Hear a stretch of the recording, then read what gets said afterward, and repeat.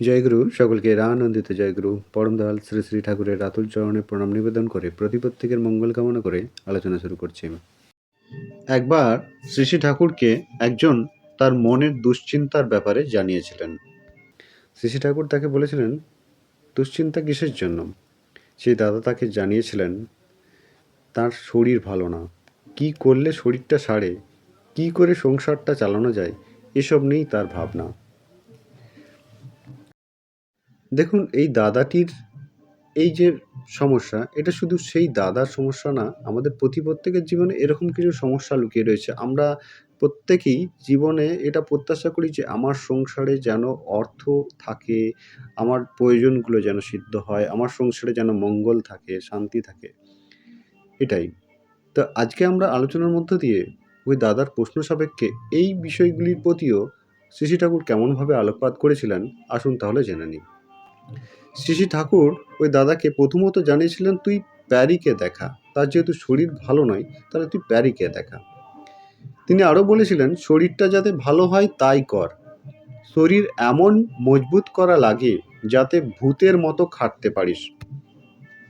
শরীর ভালো হলে মনও চাঙ্গা হয়ে উঠবে, তখন অবস্থা ও পরিস্থিতি বুঝে নিজের শক্তি সামর্থ্য অনুযায়ী ছোটোখাটো কিছু একটা নিয়ে লেগে পড়বি।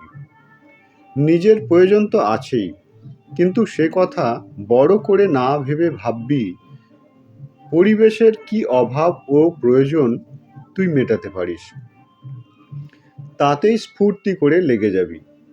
আর যা করবি তা নিখুঁতভাবে করবি, তার মধ্যে যেন কোনো গলদ, গাফিলতি বা গোঁজামিল না থাকে।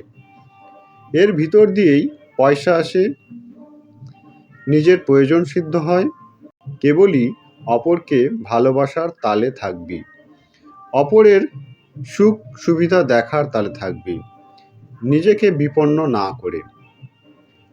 পরের মঙ্গল করার নেশা যদি তোমাকে পেয়ে বসে, তখন অমঙ্গল তোমার কাছ থেকে ছুটে পালাবার পথ পাবে না।